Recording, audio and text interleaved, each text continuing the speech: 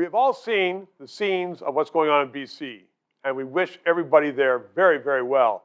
It's a horrible natural tragedy, and everybody should contribute to help BC build back, as it will.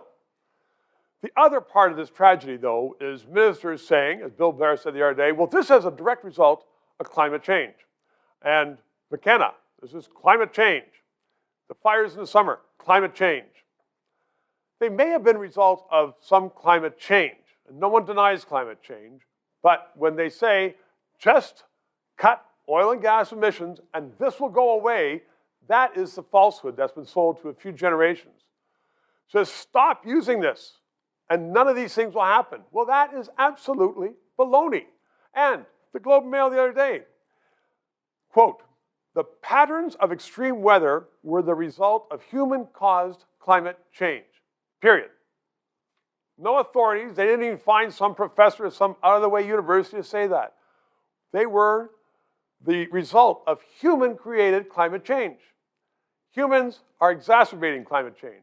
Climate change has been around since the world was created and is always going to be around.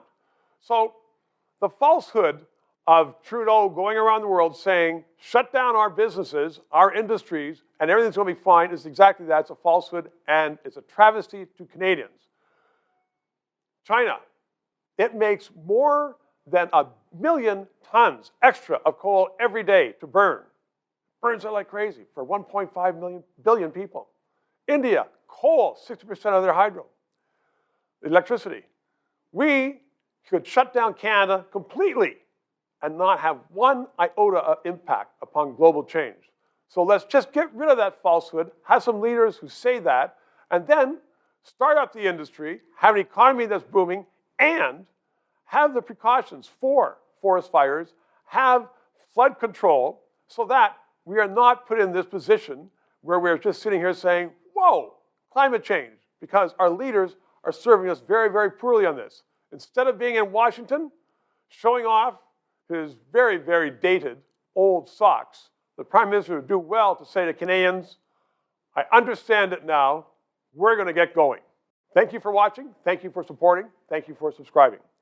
Independent thought, that's what we need. So, some people say though, 3 minutes is just perfect, I can sit on the toilet in the morning, I like it. However, others say, I'm busy to sit and watch. For that, we now have the podcast. So wherever you subscribe to podcasts, you can go through and just go to a podcast, Canadian Politics, there it is. The LeDrew, 3 minutes. You don't have to watch me, you can just hear me and hear the guests.